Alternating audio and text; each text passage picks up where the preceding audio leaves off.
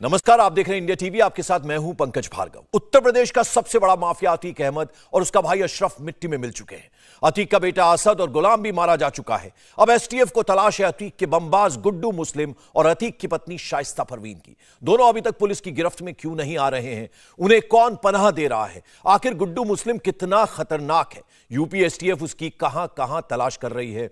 गुड्डू मुस्लिम का आखिर नंबर कब आएगा? देखिए अतीक अशरफ मर्डर पर सबसे बड़ा इंटरव्यू।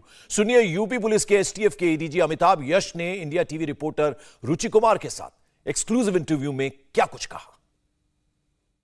उमेश पाल हत्याकांड का आरोपी गुड्डू मुस्लिम की तलाश जारी है। गुड्डू मुस्लिम कौन है, कितना बड़ा अपराधी है, कैसे इतना बड़ा बमबाज बन गया, उसके क्या राज हैं? यूपी एसटीएफ के चीफ एडीजी अमिताभ यश हमारे साथ हैं।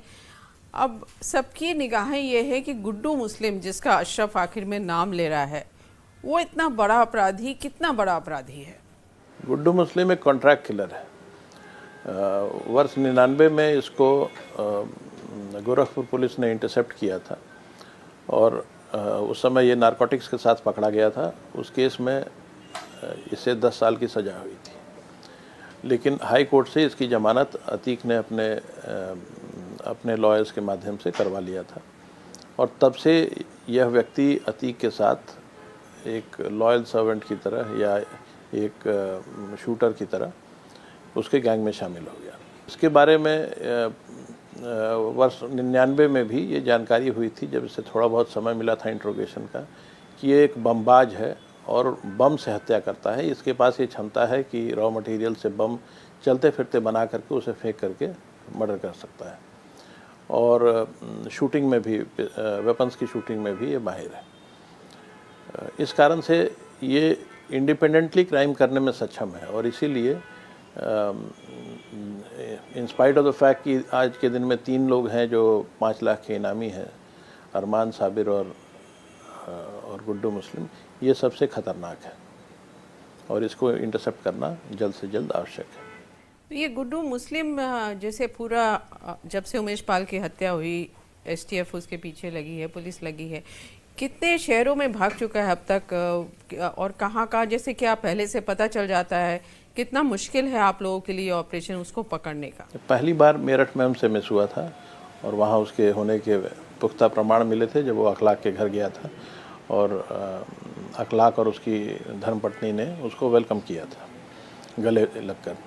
ये भी जानकारी हुई कि वहाँ 50,000 रुपये अखलाक ने दिया था गुड्डू मुस्लिम को और उसके बाद वहाँ हम 5 मिनट से मिस कर गए थे, चंद मिनटों से, और उसके बाद भी कई जगह विभिन्न स्टेट्स में लोकेशन मिली, लेकिन हम इंटरसेप्ट नहीं कर पाए। इसलिए अभी तलाश लगातार जारी है और हम प्रयास में हैं कि जल्द से जल्द इसको इंटरसेप्ट करें।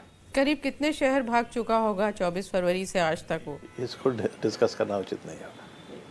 वैसे जैसे अतीक का पुराना साथी वो रहा, उसके पहले भी जो यूपी के बड़े माफिया हैं उससे रिश्ते रहे गुड्डू मुस्लिम के, और ये भी कहा जा रहा है कि जो श्री प्रकाश शुक्ला का पूरा कांड था उसमें यूपी एसटीएफ ने पूछताछ की थी गुड्डू मुस्लिम से।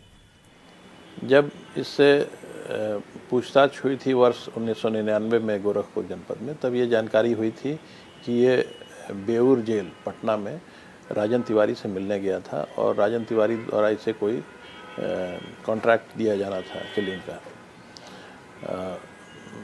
और इसने ये भी बताया था कि उसने लखनऊ में कोई किसी टावर वाले का मर्डर किया है, लेकिन ये इस बात को लखनऊ पुलिस ने उस समय एक्सेप्ट नहीं किया था। तो लेकिन मेरा हंच है कि इसने कई हत्याएं की हैं जिसमें इसका नाम प्रकाश में नहीं आया। ये जो लखनऊ में लामाटीनियर बॉयज़ में एक टीचर थे गोम्स, उनका जो मर्डर हुआ था उसमें भी नाम इसका आया था गुड्डू मुस्लिम का, बाद में हालांकि बरी हो गया वो। जी, इसका उस समय भी पूछताछ में कुछ इसने जानकारी दी थी, लेकिन इसने अपने आप को उस केस से बिल्कुल अलग कर लिया था। उस समय जो पूछताछ है उसमें इसने स्वयं का नाम नहीं बताया था। उमेश पाल हत्या की बात करें तो अतीक अहमद, अशरफ जेल में बंद थे, पूरी साजिश रच रहे थे, तो आप लोगों को कुछ पता चला हाल फिलहाल में गुड्डू मुस्लिम गया था मिलने के लिए अशरफ से जेल में या अतीक अहमद से जेल में? इन चीज़ों को डिस्कस नहीं किया ज़्यादा अच्छा है।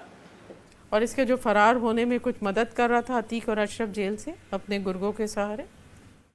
इसके भी कुछ प्रमाण हैं। अब शाइस्ता परवीन पे आते हैं। शाइस्ता परवीन महिला है, अतीक अहमद की पत्नी है, लेकिन पकड़ में नहीं आ रही 24 फरवरी के बाद से। बहुत बार अफवाहें उड़ी कि पकड़ लिया, अभी हुआ कि कब्रिस्तान आ गई, या बेटा का जब अंतिम संस्कार हो रहा था तब आ गई। तो क्या मुश्किल आ रही है शाइस्ता परवीन को पकड़ने में? मुश्किल की कोई बात नहीं है। ये कभी कभी कोई अपराधी ऐसे अंडरग्राउंड हो जाता है जो काफ़ी तलाश से भी नहीं मिलता है, और ये उसी तरह का एक केस है। लेकिन मुझे पूरी उम्मीद है कि अगले कुछ दिनों में प्रयागराज पुलिस या STF में से कोई ना कोई इन्हें अपहरण करने में सफल हो जाएगा। महिला होने का फ़ायदा मिल रहा है शाइस्ता परवीन को? नहीं, अपराधी जो भी जिसका भी नाम अपराध में है वो अपराधी है, और शाइस्ता परवीन पर 50,000 रुपये का इनाम भी है। तो प्रयागराज पुलिस भी बहुत तन्मयता से तलाश रही है, हम भी तलाश रहे हैं। तो ये जैसे जो गैंग था पूरा, क्योंकि अतीक तो जेल में बंद है 2017 से, अशरफ भी जेल में बंद था, तो अतीक का गैंग में कितना बड़ा रोल शाइस्ता परवीन का पता चला है? बाहर काफ़ी कुछ मैनेज करने का काम तो शाइस्ता परवीन ही करती थी, और इस केस में भी जो इंट्रोगेशन में बातें आई हैं कि जब शूटर एक जगह इकट्ठा हुए, उसके बाद फिर फरार होने के पहले, सभी अपने अपने रास्ते जाने के पहले, क्योंकि उनका एग्जिट भी पहले से प्लान था, उनको पैसे शाइस्ता परवीन द्वारा ही दिए गए थे। सारे शूटर्स को उन्होंने पैसे दिए, और भी कुछ प्लानिंग में भी कुछ रोल? काफ़ी रोल था, और जो इन्वेस्टिगेशन में प्रकाश में आएगा। अब जैसे अभी जो अतीक और अशरफ की हत्या हुई है, जिस तरह से हत्या की गई, आधुनिक पिस्टल्स जो टर्की की हैं वो उसमें इस्तेमाल की गई, तो ये जो टर्की की पिस्टल्स हैं, ये क्या जो यूपी के अपराधी हैं या यहाँ के अपराधी हैं उनके पास आराम से आप लोगों को पता लगता है कि है, या ये इनको मिलना मुश्किल होता है ऐसी पिस्टल्स का? सोफिस्टिकेटेड वेपन्स हैं। पहले इनकी अवेलेबिलिटी बहुत कम थी, लेकिन जब से ये ड्रोन से वेपन्स का इसका स्मगलिंग शुरू हुआ है, तब से हम लोग देख रहे हैं कि इनकी अवेलेबिलिटी बढ़ गई। तो ये पिस्टल की क्या खास बात है, दोनों जो पिस्टल्स मिली हैं? इसको मैंने रिसर्च नहीं किया, लेकिन देखने से लगता है कि अच्छे पिस्टल्स होंगे।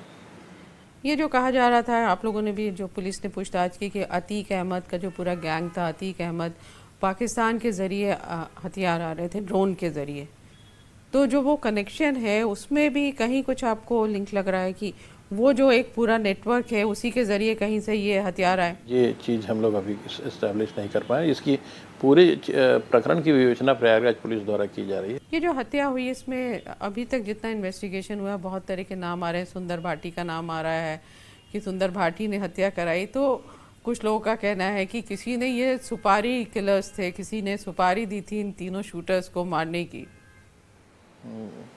ये चूँकि इन्वेस्टिगेशन का पार्ट मैं नहीं हूँ, इसलिए मैं कमेंट नहीं कर सकता। अच्छा, आखिरी सवाल ये कि जैसे आपने STF में इतना टाइम गुजारा, तो जैसे निर्भय गुजर है, निर्भय गुजर को तो बाद में मारा गया, ठोकिया है, ददुआ है, इनका जो एनकाउंटर था, वो जो ऑपरेशन था और इस ऑपरेशन में कितना फ़र्क है? तो बिल्कुल अलग अलग ऑपरेशन हैं। वो एक छोटी टीम द्वारा फोकस्ड ऑपरेशन था एक खास इलाके में, लेकिन उसका स्कोप बहुत वृहद था।